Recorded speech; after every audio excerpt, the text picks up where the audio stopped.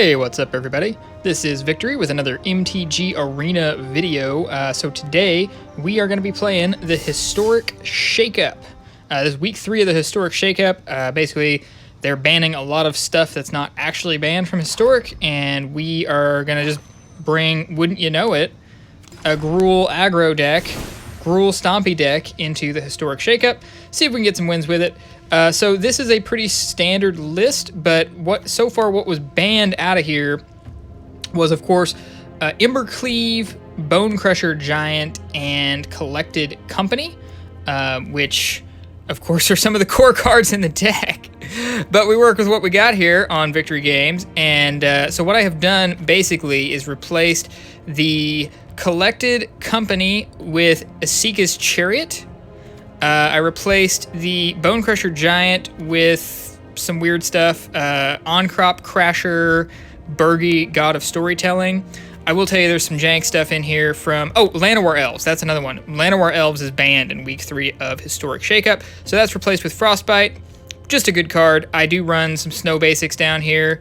Probably won't be getting the 3 damage often, but it's there. You know, it's a possibility. And then for the top end, so Embercleave, kind of hard to replace, of course, since it's a amazing combat trick. But what we've done instead is just brought in some big dudes to kind of top out our curve. Quakebringer, I imagine that there will be a few life gain decks in here, so it may be too little too late, but it exists. It blocks life gain. Terror of the Peaks, just a big dragon that I like. Elder Gargaroth, like I said, just some big value dudes to sort of top our curve here and give us something to do in the late game when we would normally be casting Embercleave. At least we can cast a big thing and use all our mana and just curve out to 5. So that's what we're going to roll with. The deck list is going to be in the description. Like I said, it's just kind of a standard Gruul aggro with the staples removed that were banned, and these replacements in it. So let's jam. Let's get some Historic Shakeup on here. We're gonna play 2 or 3 matches and just see how it goes.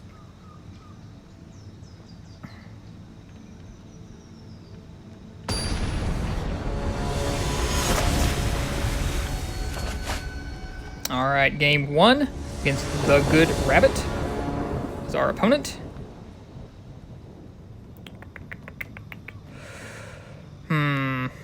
I go first. I can do Scavenging Ooze to Spellbreaker to Chariot and then use the Crasher as like a finisher. I probably should mulligan for a Pelt Collector. But you know what? We're just going to keep it.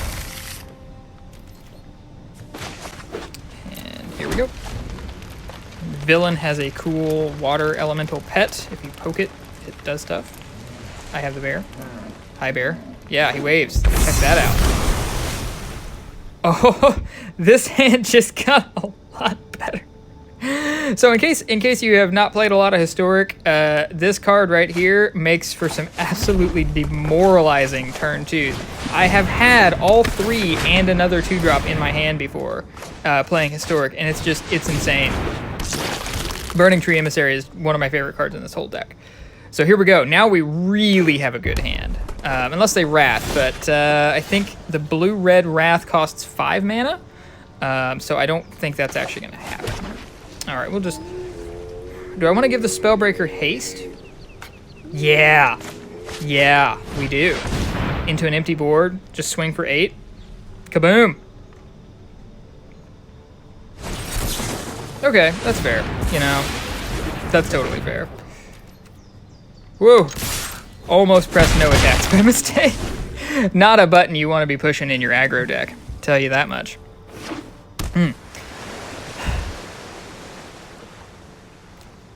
So now that we're switching over to an MTG Arena channel, what I hope to be doing in this channel basically is I'm going to play mostly Historic and Limited. But anytime there's a funky format like this, I think I want the... I'm used to wanting the red for Embercleave, but I think I want the green for Ooze activations. Yeah. And I think we just bash in here.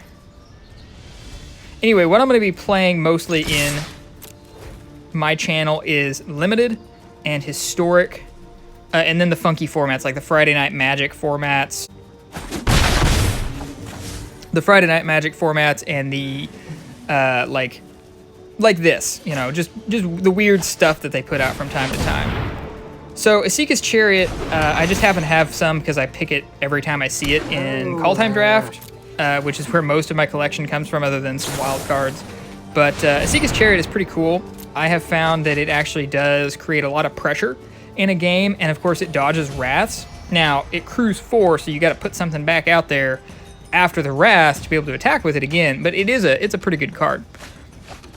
And the tokens are pretty good as well. So, I mean, it's no collected company, but yeah, so there's the Wrath. Resolve. I forgot about that one. I thought that one costed 5 for some reason. But that's okay. You know what? We're just going to stick to the plan here. Make some mana. Gonna Ahn-Crop Crash. And I would activate the Chariot, but I don't have any tokens. So we'll just... wait. I should have tapped both of them to swing with the Chariot and hit for 4 instead of 3. I always forget that not every creature has haste, just because one creature has haste. Hopefully he won't live, or hopefully they won't live with 2 life, or 1 life, or something silly like that, and wreck us. But we won't be. Oh, hello. Good. Okay, so is this a mill deck? This is a mill deck. Oh man, Scooze is gonna be awesome here. I doubt I draw another one, but Scooze is gonna be awesome here. Okay, 7 life. I think they have mana untapped. I think we play the land, just in case they have like a counterspell that counters unless you pay whatever. And we come in with the Crasher. Okay. And we have it. I don't even have to activate Esika's Chariot.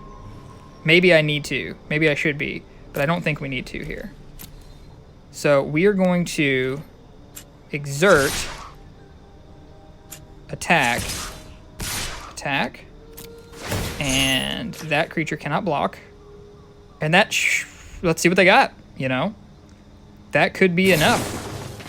Okay, so they're going to dig for something. They probably have, there's got to be some kind of, sure, okay. So there you go. Now, here's the thing. Ramunap Ruins, unless they can gain life, this game is over. Because I have 2 red, 2 mana, and a Ramunap. So I think we just win here. I don't know of any infinite combos in Historic that you can cast with 3 mana. Grafdigger's Cage, fine. I guess it's worth main decking, but I wouldn't personally. So we're just going to do this. See if they have a response. And I'm actually going to sacrifice my Oasis, because let's say they counter the triggered ability. I can reuse it because I still have the Ruins. Sorry, the activated ability, not the triggered ability. Yeah, I can gain. Okay. 1-0. 1-0 with good old Gruul Stompy. Good game, opponent. Let's see what we got here. Got that. And then this is the actual reward card for the event. Oh, man. That card kind of sucks. Okay, that's fine. Here we go. And we'll go ahead and play a third game. Win or lose this one. I want to get my 2 wins, but we're gonna play 3 just to show you how the deck works. Okay. I want to draw a 2-drop, but I'm on the draw. I have Pelt Collector, which is you can't do much better than having Pelt Collector on turn 1 in these Stompy decks, because you can make a 4/4, 5/5, like you can get Pelt Collector really big. Another Jace, This one has a pet bear instead of a pet water elemental.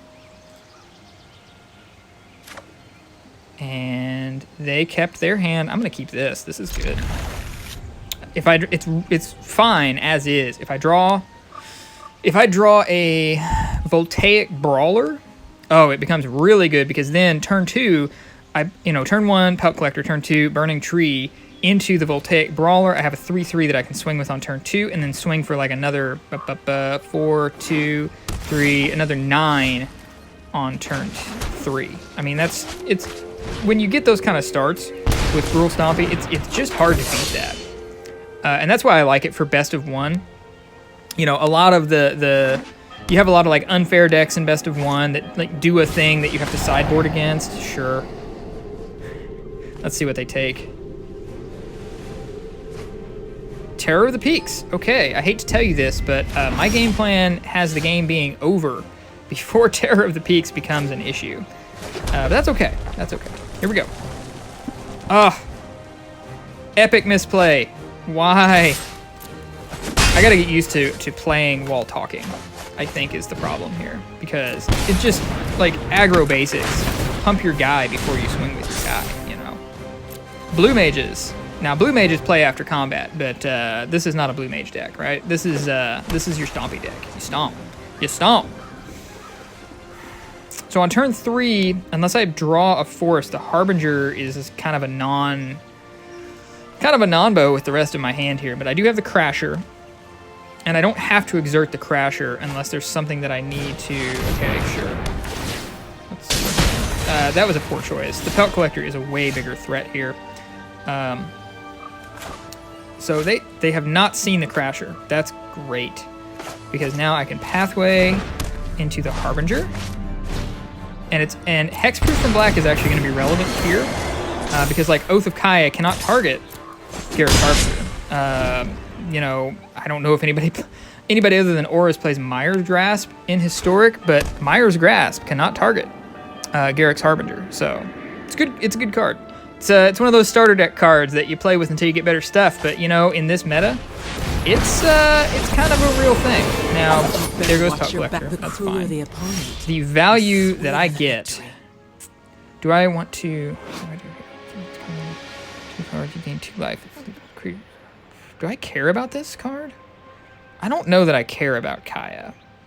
The only non-land permanent that she can hit is Pelt Collector, and that's done. You know, so yeah, I think we just don't care about Kaya. And I think also Birgi is the play here. Is that right? Well, let's just see what we get from attacking. Yeah, I think we want to see what we get, because we may get a good 4-drop or something. Pelt Collector. No, I don't want Pelt Collector, because it'll be a target for Kaya. Yeah, I want this. And then we'll play Birgi, front side, and if we draw like a 2-drop or something, Birgi becomes very cool because we can kind of get our double spell action going with Birgi.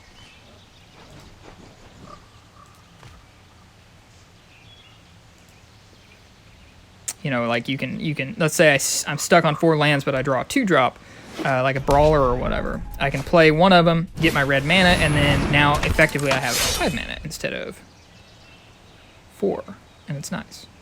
Doesn't help to cast the Gargaroth though, but they will probably remove the Gargaroth on site, and so that's probably. Hero Precinct 1. Ooh, Hero Precinct 1 is kind of an issue for us. Kind of an issue. I hope you in said that your it goodbyes creates lots already. of annoying blockers, but do we just run out the Gargaroth here? So they can double block me, but if do I want to go for? I think we. If I play the Gargaroth, I can't swing with the Harbinger. If I play the Crasher, I'm wasting mana. But I think I think it's fine to just keep trying to outvalue them with my Harbinger, because Harbinger really is...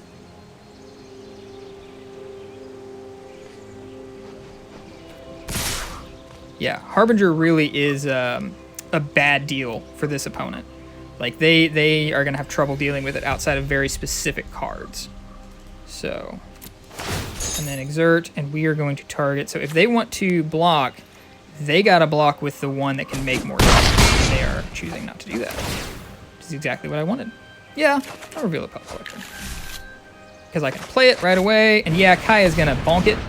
But that's okay, because if Kaya is bonking it, you know, she's not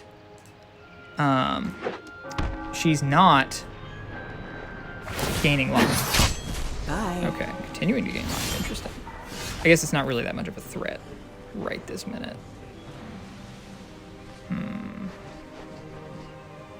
Okay, I think this time we just...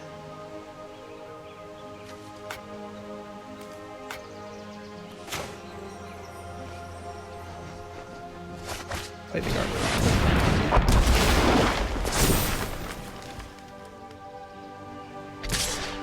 Now, Kaya's ult. Here comes an exile. You gain that much life, so we kind of do... I want to pressure life totals. I also want to pressure Kaya. Sure. Oh, that does a thing. Planeswalker you control with one more. Oh, okay.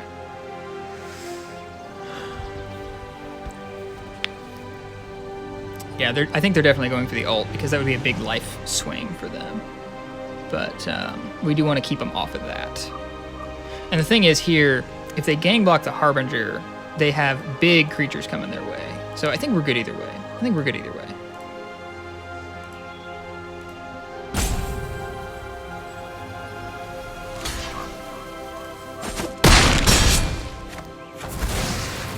Ah, chump blocked. I love it. They got to do something about the Gargaroth, though. You can't. You can't let a Gargaroth already. swing. You can't let a Gargaroth block. You gotta take out the Gargaroth. You know, you gotta do that. But what we're gonna do is we are going to go ahead. 4, 3, 7, 9. 7, 9, 13. I think if we have the... Yeah, they may have removal. They may have removal, but they're going to have to use it, right? Yeah, and let's go to combat.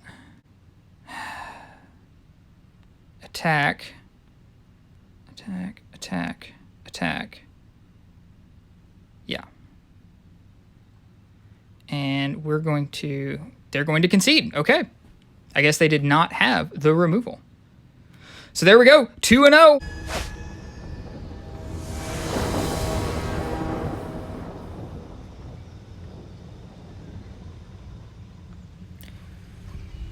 All right, game 3 here, and I'd like to have Pelt Collector, but Burning-Tree Emissary into Voltaic Brawler, that's really a good turn too. Then I can just curve right into Gruul Spellbreaker and hopefully get enough lands for Terror of the Peaks. I think this is a keeper. Opponent has the best sleeves in Arena, Lightning Bolt sleeves. Big props, opponent.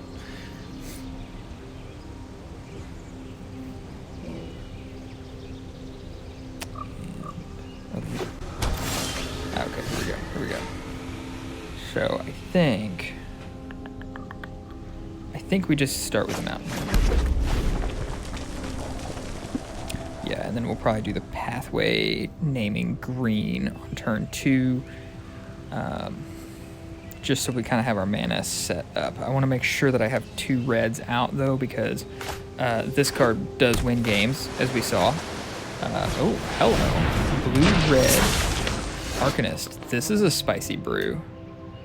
So red-black Arcanist, of course, is a pretty established deck in Historic. I think it's kind of been on a decline since the recent bannings, but Arcanist is a good card, and also a very fun card to play. So let's see what they're doing with it.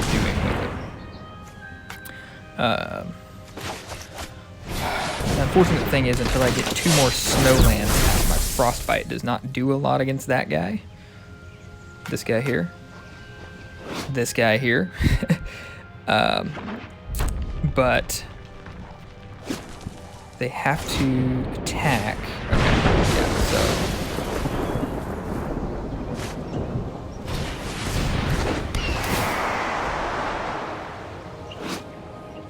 Paying its mana cost. That is big game against us. Shock. Shock. Wow.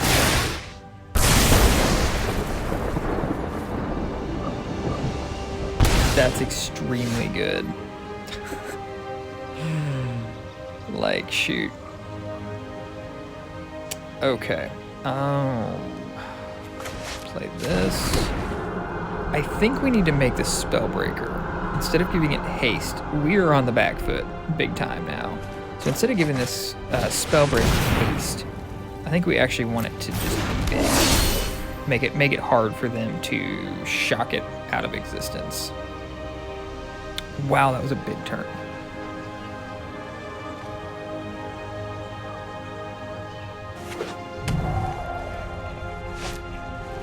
Spray Dragon makes sense. Out. Oh golly. They have humongous flyers coming at us here. Humongous. Crash through.